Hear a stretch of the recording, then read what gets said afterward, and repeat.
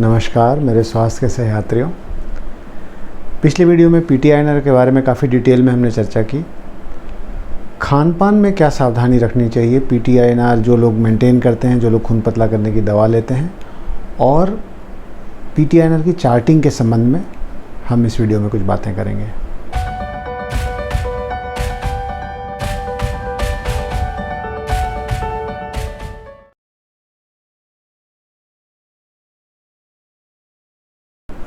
जिन मरीजों को खून पतला करने की दवा चल रही है और जिनको डॉक्टर ने सलाह दिया है कि वो पीटीआईएनआर की जांच नियमित तौर पे करवाते रहें, उन मरीजों को यह समझना बहुत आवश्यक है कि पीटीआईएनआर की जो जांच है वो यह देखने के लिए किया जाता है कि खून कितना पतला है या कितना गाढ़ा है। जो दवाइयाँ हमारे पीटीआईएनआर को बढ़ाती हैं वो बेसिकली हमारे लीवर में, हमारे बॉडी में विटामिन के कंजम्पशन को कम करती हैं, या एक तरह से कहें आर्टिफिशियल विटामिन के की डिफिशिएंसी क्रिएट करती हैं, उसकी कमी पैदा करती हैं। तो खान पान में हर वो चीज़ जो विटामिन के की मात्रा ज़्यादा रखती है, जिससे हमारे शरीर में ज़्यादा विटामिन के पहुंचता है, ऐसी चीज़ें हमारे खून को गाढ़ा बनाती हैं, हमारे पीटीआईएनआर को कम करती हैं। और जिन चीज़ों में विटामिन के कम होता है वो चीज़ें खान पान में सुरक्षित हैं। ये एक बेसिक जानकारी सबको पता होनी चाहिए कि कोई भी हम भोजन लेते हैं, अगर उसमें विटामिन के की मात्रा ज़्यादा है तो ऐसे व्यक्ति जो खून पतला करने की दवा ले रहे हैं उनको यह जानना चाहिए कि विटामिन के की मात्रा अगर ज़्यादा है तो वो उनके खून को गाढ़ा बनाएगी, उनका पीटीआईएनआर कम होगा। जो भी मरीज़ खून पतला करने की दवा ले रहे हैं और नियमित पीटीआईएनआर की जाँच करवाते हैं, उन्हें खान पान में जिन बातों का ध्यान रखना है उनमें सबसे महत्वपूर्ण है जो हरी पत्तेदार सब्जियां हैं, जैसे कि पालक, मेथी, बथुआ, पत्ता गोभी, टमाटर, इसके अलावा मसूर की दाल, ब्रोकोली, सोयाबीन का तेल। ये सब चीज़ें यूजुअली इनमें विटामिन के का कंटेंट ज़्यादा होता है और इनके ज़्यादा सेवन से आपका पीटीआईएनआर प्रभावित हो सकता है, आपका खून गाढ़ा हो सकता है। इसके अलावा जो लोग मांसाहारी हैं उनमें किसी भी जानवर का लीवर विटामिन के का बहुत बड़ा सोर्स होता है, इसलिए लीवर की ज़्यादा अगर कंजम्पशन करें तो इससे आपके पीटीआईएनआर को प्रभावित किया जा सकता है। चीज़, जो खाने में हम चीज़ इस्तेमाल करते हैं वो भी, उसमें भी विटामिन के का कंटेंट ज़्यादा होता है, उसकी भी सीमित मात्रा ही सेवन करें। ग्रीन टी भी अगर बार बार हम सेवन करते हैं तो उसमें भी विटामिन के की तथाकथित मात्रा थोड़ी ज़्यादा होती है, इसलिए उसको भी सेवन करते समय इस बात का ध्यान रखें। शलजम के पत्ते, कीवी, ये जो फ्रूट होता है ये भी विटामिन के का एक बड़ा सोर्स होता है।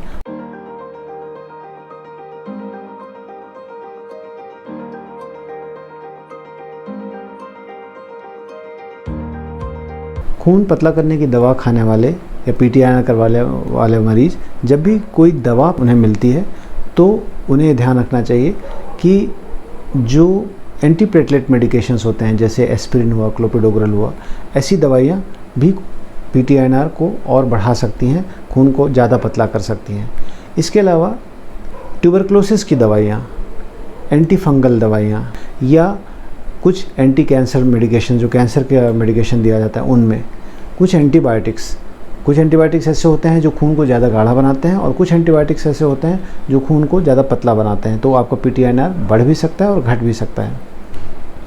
इसके अलावा कुछ दर्द की दवाइयाँ, कुछ पेन किलर्स ऐसे होते हैं जो आपके पीटीआईएनआर को प्रभावित कर सकते हैं।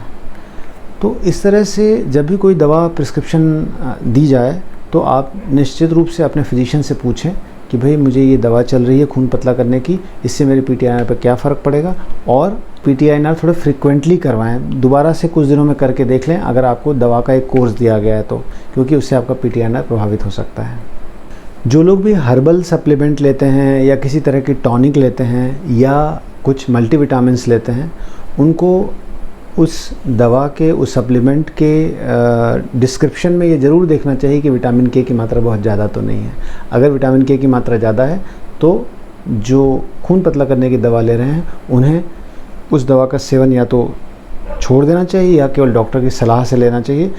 अल्कोहल कंजम्पशन और स्मोकिंग, ये दोनों चीज़ें भी आप जब बढ़ा देते हैं तो इससे भी आपका PTINR प्रभावित होता है। तो अगर आपका अल्कोहल कंजम्पशन या स्मोकिंग का पैटर्न चेंज हुआ है या आप बहुत ज़्यादा अल्कोहल का सेवन कर रहे हैं तो इससे भी आपका PTINR बढ़ेगा और इससे आपको ज़्यादा फ्रिक्वेंटली PTINR करवाने की आवश्यकता है। ऐसी स्थिति में जिन मरीजों को भी रेगुलर PTINR करवाना होता है उन्हें इस बात का बहुत ध्यान रखना है कि जब भी आपको किसी तरह का फीवर आता है, बुखार आता है, या अगर वो हार्ट के पेशेंट रह चुके हैं और किसी कारण से उनके हार्ट में कुछ समस्या आती है या उनके लीवर में कुछ समस्या आती है, कोई भी कारण जिससे आपकी भूख कम हो जाती है, आपका खाना पीना कम हो जाता है, भोजन की कम लेने से भी PTINR बढ़ता है। या आपके लीवर पे अगर किसी वजह से असर पड़ रहा है, चाहे वो लीवर की बीमारी की वजह से है या हार्ट की बीमारी की वजह से, इससे भी PTINR बढ़ जाता है।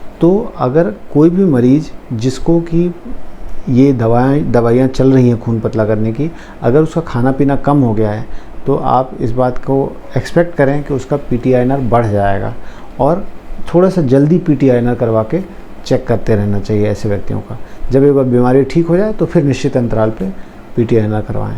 खान पान को लेकर एक बहुत क्लैरिटी मैं करना चाहूँगा कि लोग कई बार बहुत पैनिक हो जाते हैं। खाने में अगर एक धनिया की पत्ती आ गई या एक पालक का पत्ता आ गया तो उससे वो बहुत घबरा जाते हैं कि ऐसा कुछ नहीं हो जाएगा।